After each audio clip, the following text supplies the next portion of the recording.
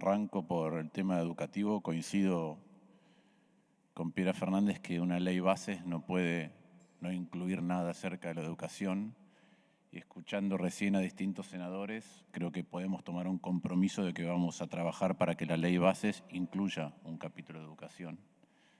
En particular, el financiamiento o la actualización de los gastos de funcionamiento de las universidades, que es algo que mencionaste como muy crítico en esta instancia. Después ya habrá tiempo para otras cosas seguramente, pero me parece que eso es muy significativo. Seguramente hay muchos senadores que van a acompañar algo en este estilo. Segundo lugar, con respecto al tema RIGI, ¿sí? Yo he estado en comisiones en diputados y en el Senado. Ya sabemos que esta ley bases y el paquete fiscal son proyectos de ley muy abarcativos, con muchas aristas distintas, muy complejos, y que por eso requieren que los debatamos en profundidad. Yo es la primera vez que veo que el oficialismo, que es el que propone, no invita a expositores para defender las iniciativas. Y que los senadores que van por distintos lugares diciendo que esto hay que aprobarlo rápido, no dan un debate en comisión ni defienden ninguna de las iniciativas. Y que lo que hacen cuando uno pregunta o cuando uno propone es solamente etiquetar, en lugar de estar acá trabajando para que la ley o los proyectos sean mejores. Nosotros estamos de acuerdo que Argentina necesita inversiones e inversiones grandes, ¿sí? Porque producto de la falta de inversiones que Argentina no puede crecer de manera sistemática. Entonces estamos de acuerdo con que exista un régimen para grandes inversiones, pero me parece muy importante, como decía Eugenio, que miremos que cuando uno, tengamos la perspectiva de que cuando uno elige un régimen de grandes inversiones, lo que está haciendo es una discriminación positiva, y esa discriminación positiva tiene que tener costos, que son los costos que pagamos por darle a alguien un beneficio diferente al que tienen los demás, o un tratamiento diferente al que tienen los demás, y tiene que redundar en beneficios generales. Entonces me parece que vale la pena ahondar en cuáles son los beneficios generales que estamos buscando y si esto lo cumple o no lo cumple. Los costos para mí están muy claros, ¿sí? Y después podemos profundizar en las preguntas, pero son costos que tienen que ver con un régimen que, en virtud de lo que hoy es el estándar internacional, en virtud de la historia de la Argentina y en virtud de regímenes similares para algunos sectores que en otros países, es más generoso. Entonces es un costo más alto del que están dispuestos a pagar otros países. ¿Cuáles son los objetivos o los beneficios que deberíamos buscar? Bueno, deberíamos desarrollar sectores que sean estratégicos, entre ellos, por ejemplo, la energía o la minería, y desagotar cuellos de botella que puede tener la Argentina en su desarrollo, entre otros, por ejemplo, en materia de logística. Uno adicional, que parece que en los considerandos y en el articulado suena como muy importante, pero que finalmente no se cumple, es que Argentina se haga de dólares genuinos, porque si nosotros hacemos grandes proyectos de inversión para incentivar la exportación, pero después la liquidación de exportaciones no viene, sino que se permite que esos dólares queden afuera, entonces ni siquiera estamos generando los dólares que necesitamos otra vez para los insumos que sí precisa, para comprar los insumos externos que Argentina sí necesita para producir. Entonces, vamos a ver si, primero, como decían algunos expositores, ¿están determinados los sectores que queremos desarrollar de manera estratégica? La primera respuesta a eso es no. Entonces, si no están determinados los sectores a los que queremos apuntar de manera estratégica, vamos a pagar un sobrecosto, porque en otros ámbitos en los cuales el RIGI probablemente se imponga y paguemos un costo desde el punto de vista fiscal, un costo desde el punto de vista de la litigiosidad potencial, un costo desde el punto de vista ambiental, un costo desde el punto de vista del conflicto social, resulta que no son estratégicos para la Argentina porque no lo hemos decidido así. Entonces ese es el primer elemento. Me parece que vale la pena ver cómo es que se acota este régimen, y para saber por dónde hay que acotarlo, como bien se dijo que tiene 2 años de periodo para hacer el 40% de la inversión, es evidente en vista de cómo es la situación en la Argentina en materia de inversión, que ya son proyectos que tienen algún grado de avance, algún grado de determinación. Entonces sería bueno saber más efectivamente cuáles son.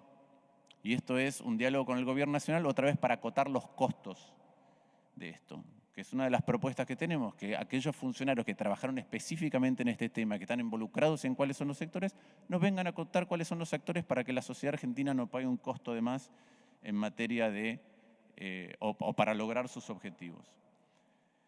En segundo lugar está el tema de la integración con la matriz productiva local. En la Argentina, cuando hablamos de pymes, parece que hiciéramos política asistencialista, que fuera una política asistencialista más y no una política de desarrollo.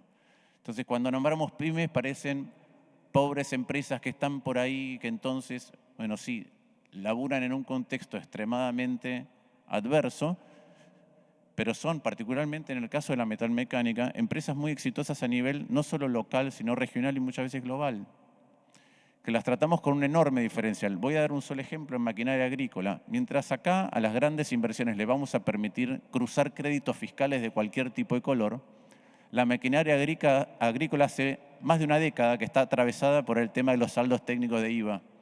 Compran con IVA del 21, venden con IVA del 10,5%, se les acumula un pago de impuestos más allá de lo que le corresponde y no lo pueden usar para ninguna otra cosa. Para ninguna otra cosa. Entonces, ahí vemos la discriminación. Recién se mencionaba, y anoto para preguntas, porque recién mencionaste insumos difundidos, ¿sí? Yo hace mucho tiempo hice un trabajo de 15 sectores de insumos industriales difundidos en la Argentina. ¿Qué son insumos industriales difundidos? Son aquellos insumos que casi todas las industrias tienen que usar. En la Argentina esos sectores tienen un nivel de competencia nulo o ínfimo.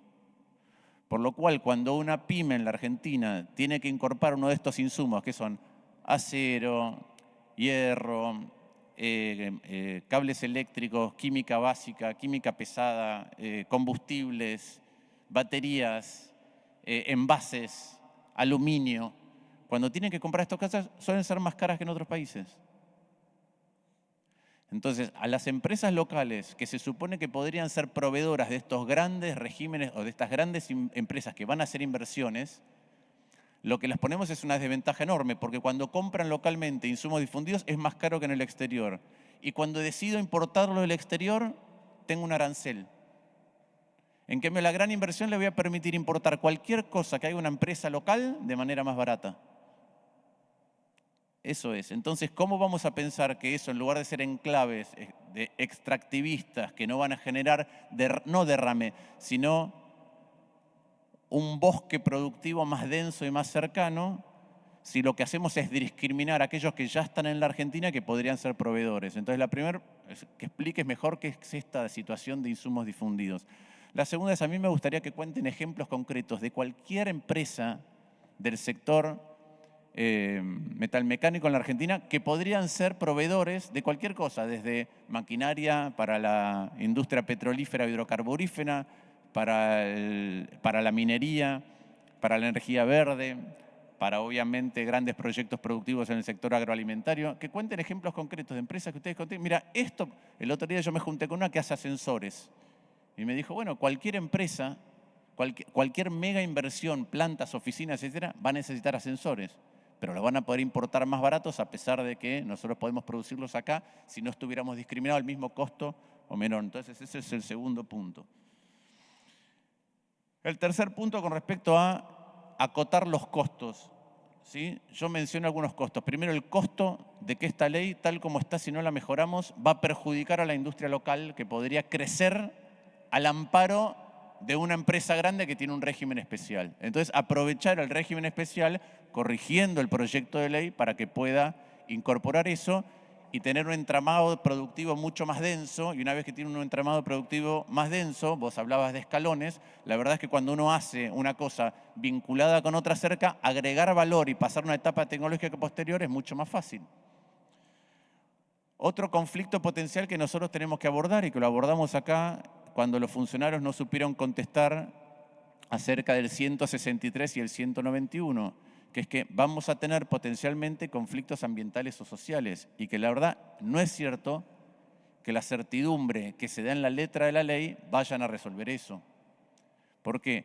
Porque si mañana, producto de que el 191 a algunas empresas se le garantiza la preeminencia o la prelación para la utilización de un recurso escaso, y eso puede mutar a través del tiempo, porque en 30 años ya estamos viendo en otros países el impacto del cambio climático. Si mañana, para el acceso a cualquier cosa, por ejemplo el agua, tiene orden de prelación la empresa que entró al RIGI, es mentira que eso va a seguir siendo así porque no vamos a dejar a la gente sin agua. Entonces es una ficción que estamos dando de seguridad jurídica y eso puede dar lugar, por un lado, a que no se cumpla, pero después a un reclamo, y un reclamo en el CIADI. Y eso vale para cualquier conflicto ambiental o para cualquier conflicto social. Ese es un costo potencial. El otro costo potencial, que me parece que pasó desapercibido porque se usa un eufemismo técnico, es captura. Eso quiere decir lisa y llanamente corrupción. Si cuando se compara cómo se hace en Chile con una agencia técnica, ¿sí?, y que no está al arbitrio o a la discrecionalidad del poder de turno, y se compara con esta situación en donde en 2 años hay que darle el ok a una empresa para hacerlo, y sobre todo diciendo que los 2 años de plazo son cortos y que entonces ya son proyectos que están en gatera, al final lo que se hace con la ley es mejorar la rentabilidad de los proyectos que ya están por ocurrir. Y si hay alguien que tiene el dedo para decidir eso, se generan, como en otros ámbitos que hemos visto en el contenido de la ley, oportunidades o riesgos de corrupción. Entonces quisiera más fineza sobre ese punto, ¿sí? El tercero es el mal uso del régimen, y el mal uso del régimen en 2 dimensiones, ¿sí? Una se mencionó, que es, alguien puede decir, aprovecho esta puerta, y al aprovechar esta puerta, como el Estado argentino no tiene alta capacidad estatal y no me va a responder a tiempo y van a surgir obstáculos, porque además es un Estado federal donde muchas de las aprobaciones son provinciales, en la medida que exista una demora, yo voy a tener un reclamo contra el Estado Nacional argentino, producto de que no me ha cumplido en tiempo y forma para que yo pueda operativizar en los 2 años que corresponden el 40% de la inversión. Y ese es otro riesgo que recién se señaló. Juicios potenciales por inversiones que no recibimos finalmente. Y hay un punto que por ahí pasa desapercibido, que es que el RIGI es tan pero tan amplio, y ahí quisiera la opinión de expertos, y si no seguiremos buscando esto. Yo estoy seguro de que el RIGI, siendo tan amplio, no solamente da lugar a nuevas inversiones, sino que da mucho lugar a reorganización de la producción que ya existe y de la inversión que ya existe. Entonces, una cosa es que venga el hidrógeno verde a Chubut y no esté vinculado con la industria nuestra que ya existe, que podría proveerlo. Pero otra cosa es que en la reorganización de lo que ya existe, no nada nuevo, las empresas que ya participan de ese eslabonamiento productivo sean discriminadas y caigan. Voy a dar un ejemplo a pesar de que no está bien calibrado. Si mañana un montón de cerealeras deciden que se reorganizan comprando determinados activos productivos e invirtiendo en cosas nuevas, por ejemplo, podrían importar maquinaria agrícola, ¿sí?, que hoy se está produciendo en Argentina. Y podrían exportar sin liquidar las divisas y sin retenciones, y eso generaría competencia desleal. De la misma manera que si mañana viene una empresa china, recién mencionabas que 200 millones es una inversión chica comparado con lo que contaste en Pakistán, pero podría venir una mega inversión saudí o china, hacer un puerto, tratar de hacerse, por ejemplo, con campos o con contratos para comprar soja y maíz, para hacer alimento balanceado, para exportar proteína animal.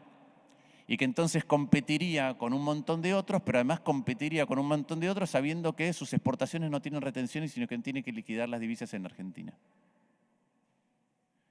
Entonces, cuando uno ve, lo que aprecia son riesgos.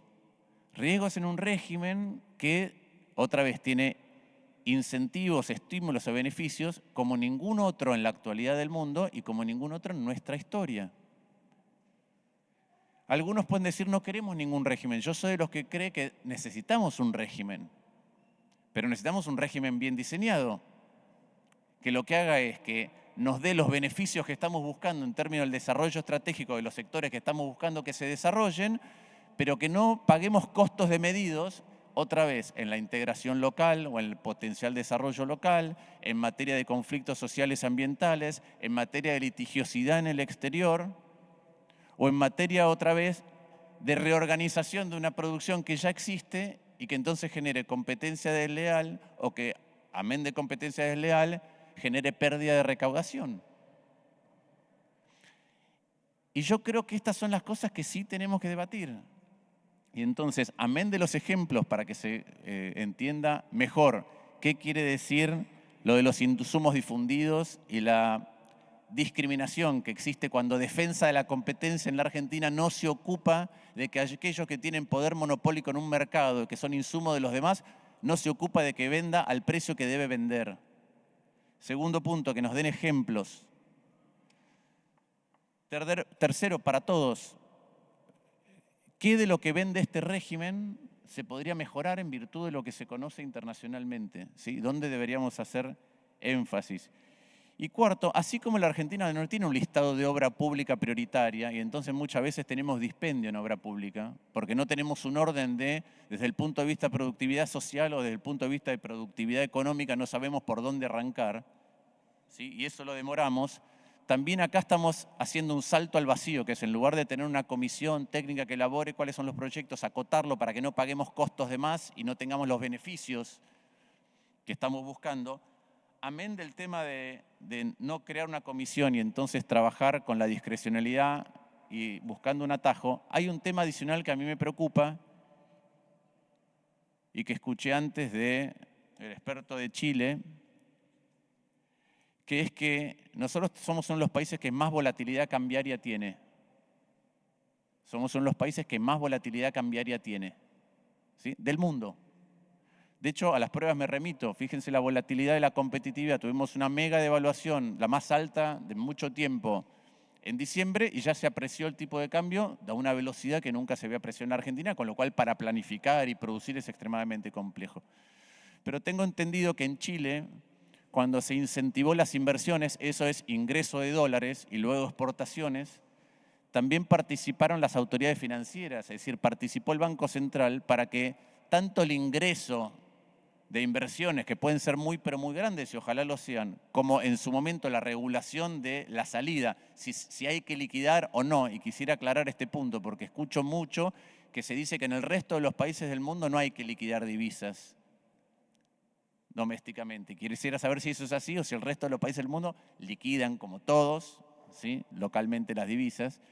Quiero saber cuál fue el rol que tuvo la autoridad financiera, en el caso de Chile, el Banco Central, a la hora de regular los flujos de dólares para que no se produzcan sobreapreciaciones y subapreciaciones de la moneda muy abrupta que, entre otras cosas, afecten el entorno productivo general. Muchas gracias. Gracias, senador Lustó. ¿Quién quiere responder las dos primeras preguntas de la... Voy. A ver, yo resumí un poco las preguntas de Martín Lustó. Con respecto a insumos difundidos, los insumos difundidos son aquellas materias primas para muchas de nuestras pymes, que en muchos casos pueden ser producidas por empresas extranjeras y en otros casos pueden ser por empresas locales. Voy a comentar dos casos que conozco de primera mano que son vinculados a lo que yo produzco. Por un lado, la industria plástica, en donde muchas de las resinas o componentes se determinan con un precio que está muy por encima de la media promedio de la zona, no comparándolo con países como, por ejemplo, China, que subsidia, por ejemplo, la exportación de ciertos productos, pero si nos vamos a lo que paga un industrial brasilero del mismo rubro que nosotros por la misma materia prima, la verdad que estamos muy por arriba, en promedio hablando, e incluso a niveles históricos. Y el año pasado, la verdad que se han tocado techos inéditos en muchos casos, y también pasa en mi sector, en la industria química, donde ciertos productos se produzcan acá o se importen y se vendan de manera local, en muchos casos tienen precios muy por arriba también de la media promedio de los países de la región. Precios que también tengo que ser justos, hoy se han venido tratando de tender a la baja en dólares, pero tiene que ver con que hubo también momentos en donde hubo una cobertura excesiva y abusiva en muchísimos casos. Yendo a los ejemplos de empresas de nuestras localidades o de nuestras regiones que han podido participar de cadenas de valor, del petróleo, la minería, el gas, el agro, bueno, tengo que decir dos cositas. En Santa Fe, por ejemplo, tenemos una compañía que fabrica maquinaria agrícola que se está posicionando como una de las 10 más importantes del mundo en su tipo, con inversiones también fuera de Argentina. Por otro lado, recuerdo cuando, y esto lo voy a decir porque también es importante, ¿no? En el último año o el anteúltimo año de gestión del gobernador Lifshitz, socialista, se instaura en la provincia la Mesa de Petróleo, Gas y Minería, en la provincia de Santa Fe, de la cual soy. Después de la gestión de Omar Perotti se continuó, por ahí se le cambia un poco el nombre, se le cambia el logo, pero se continuó con la misma composición y la misma integración.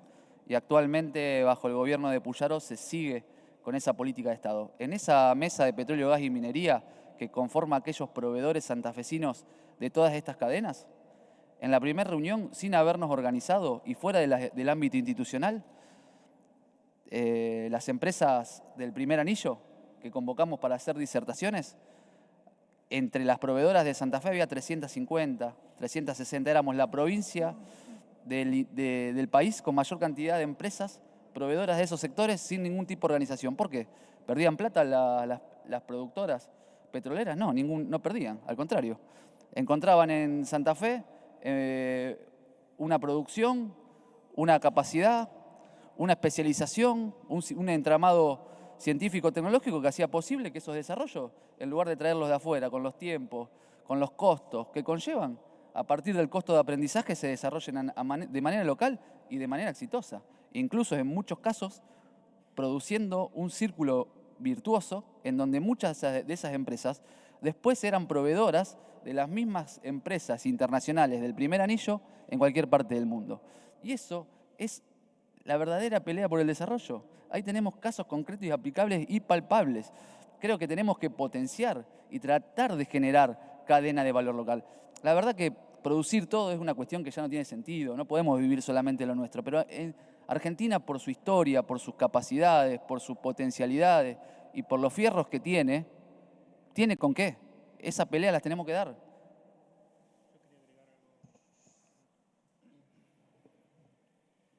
Por favor, breve, pero sí. Sí, complementando, en la provincia de Santa Fe tenemos casos concretos, fábricas de infraestructura, las fundidoras, maquinaria, los mismos proveedores de maquinaria agrícola también están haciendo intercambiadores de calor para la industria minera. Hay que mencionar que en las últimas semanas cambió la forma de negociación, porque ahora directamente muestran el precio que consiguen en Brasil o en China y dicen, mira, si tenés este precio, si no, y eso es resultado de la apertura, creo que eso hay que corregirlo. Y volviendo al tema de los sectores estratégicos, se había hecho un trabajo importante en el PRODEPRO, el Programa de Desarrollo de Proveedores, que como metodología estuvo buena. Uno la puede perfeccionar, la puede corregir, pero se habían definido 10 ejes estratégicos y después estaban alineados, no solamente los organismos de investigación, sino el INTI. Y gracias a eso se trabajó con robots en Entre Ríos, con autos eléctricos. Me parece que es posible y que deberíamos hacerlo y que ya hay trabajo hecho. En todo caso, tendríamos que corregir lo que haya que corregir, pero no eliminar la herramienta. Gracias, Javier. Tiene la palabra Eugenio.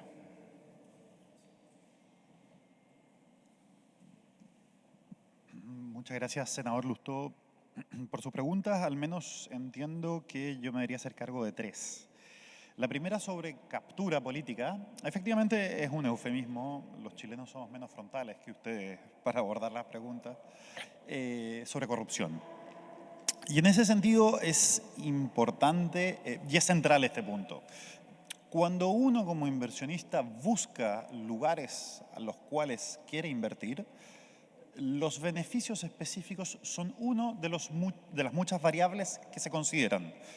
Si uno revisa la experiencia comparada y lo que se ha escrito sobre cuáles son los elementos comunes de los países que han tenido éxito en servir como destinos que atraen inversión, mucho más importante que los beneficios económicos específicos son la estabilidad, la certeza y la previsibilidad política y jurídica.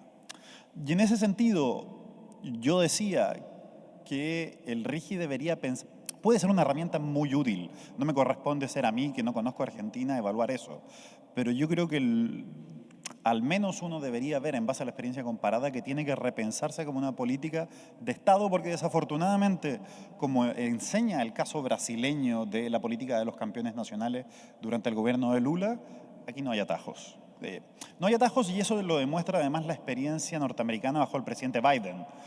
Un país que está profundamente marcado por la polarización, donde pareciera que cada día es más difícil ponerse de acuerdo, y sin embargo, dentro de las muy pocas iniciativas de su gobierno que han tenido apoyo bipartidista, creo que son 5 si no me falla la memoria, 2 se refieren a regímenes especiales de inversiones priorizadas y de permisos. Y en ese sentido, de nuevo, yo tal vez estoy perdiendo muchos matices que son contextuales del proyecto, pero hay muchos elementos que tal vez pueden justificarse acotadamente e individualmente considerados, pero en su conjunto al menos son problemáticos por la discrecionalidad política que le entrega a la autoridad. Primero, las políticas de inversiones priorizadas son de largo plazo y por lo tanto que tengan un plazo, no solamente que tengan un plazo, que estén acotadas, requiere una justificación. Esa justificación, al menos, y de nuevo, lo estoy hablando como de lo que uno ve afuera, que ese plazo acotado esté además asociado a un ciclo electoral de carácter presidencial, es aún más problemático por los riesgos que genera, como los generó en Brasil, en donde la existencia de estos mecanismos podía ser utilizado con fines no necesariamente probos. Además, cuando uno ve que el otorgamiento del beneficio regulatorio o económico no solamente está asociado a un ciclo político, sino que además está entregado a una autoridad de designación discrecional del Ejecutivo, eso al menos contrasta con la experiencia comparada, en donde se entrega a ciertos órganos que o son colegiados, donde intervienen distintas autoridades, como en el caso de Estados Unidos, o que están dotados de cierto grado de autonomía para darle permanencia al desarrollo de la política en el tiempo. Y en tercer lugar, que las causales de denegación tengan elementos discrecionales como el concepto de adecuación, de esencialidad, de factibilidad técnica. Eso también es un elemento discrecional que le entrega a la autoridad la posibilidad de jugar con el régimen. Incluso en países donde esto no ha sido un foco de corrupción, este tipo de conceptos a la hora de evaluar la viabilidad de estrategias priorizadas como en España la ley, si no me falla la memoria, la ley 17 del año 2009, introduce un concepto para efecto de sanciones de esencialidad. Obviamente eso no ha dado lugar a corrupción, pero ha sido extremadamente problemático por la certeza que uno busca entregarle a los inversionistas. Y en ese sentido, tal vez cada uno de estos detalles del proyecto, que además no se puede revisar judicialmente, si bien cada uno de estos detalles tal vez podrían ser explicados contextualmente en sus conjuntos, al menos establecen una estructura sumamente problemática. Respecto a qué mejoras y qué se está haciendo afuera, es difícil porque es sumamente contextual a cada país, pero uno ve que hay ciertos elementos comunes. Primero, todos los países, o muchos países, sean desarrollados o en vías de desarrollo, tienen como principal preocupación para volverse atractivos, simplificar sus permisos regulatorios. De nuevo, es muy simple. Mientras yo no tenga claridad de cuánto me voy a demorar, qué permisos voy a tener que necesitar y qué va a involucrar esa evaluación, yo no tengo cómo determinar cuáles son los costos que yo tengo que pagar como inversor. Y ante ello, y ante la complejidad burocrática que no afecta solo a la Argentina, esto es un problema transversal en todo el mundo, si uno ve los ejemplos que son vistos como exitosos a nivel comparado, los esfuerzos están puestos en simplificar la maraña regulatoria en la evaluación de proyectos. En segundo lugar, bueno, evitar la discrecionalidad administrativa y política.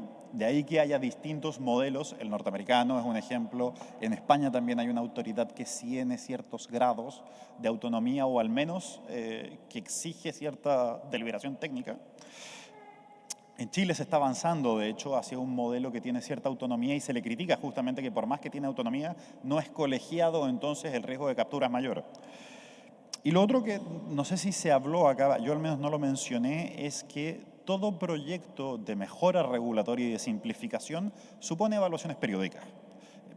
Por más que estos sean cuerpos legales gigantes, lo que uno ve en la experiencia comparada, España, Portugal es un caso paradigmático de esto a través del programa Simplex que están desarrollando, pero también Estados Unidos, como esto es ensayo y error que requiere muchas veces determinar qué sectores son estratégicos, tal vez qué no está funcionando del proyecto, uno debería establecer revisiones periódicas tanto de las estructuras autorizatorias, pues tal vez si yo desregulo o simplifico ciertos permisos, voy a haberme expuesto a riesgos que no fui capaz de prever.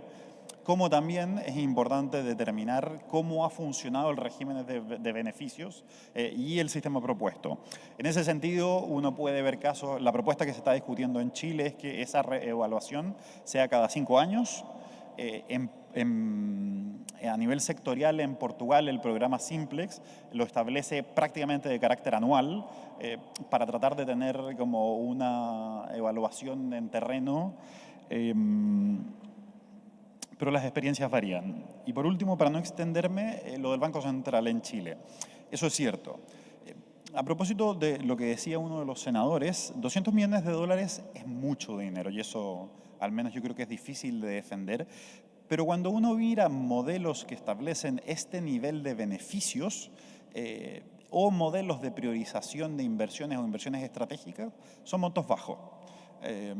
¿Por qué? Porque la cantidad de beneficios que yo estoy entregando es tal que yo quiero priorizarlo respecto de ciertos casos puntuales donde los intereses estratégicos del país están en juego o podría beneficiarme mucho. No, yo estoy discriminando económicamente y por lo tanto creo que ese beneficio tenga una contrapartida. Y en ese sentido, la experiencia chilena del régimen establecido el 74 es reveladora. ¿Por qué? Porque todos los países tienen que liquidar divisas internamente en este tipo de inversiones y desarrollo de proyectos. Y hecho, uno de los principales puntos del diseño propuesto el año 74 es que antes de aprobar el contrato de inversión extranjera entre el Estado de Chile y el inversionista extranjero, tenía que haber algo así como un dictamen del Banco Central que asegurara que el régimen de inversión, liquidaciones y desarrollo no comprometiera la estabilidad de la moneda. ¿Por qué? Porque claramente como en proyectos sumamente complejos, sobre todo de infraestructura crítica o de desarrollo vial, que estamos hablando de billones de dólares, hay que tener mucho cuidado en el impacto que puede tener el ingreso o la liquidación de divisas en la estabilidad de la moneda, que es una materia propia del Banco Central. Gracias, Eugenio. La verdad, muy interesante el andar de los exponentes. El senador Mayans ha pedido la palabra.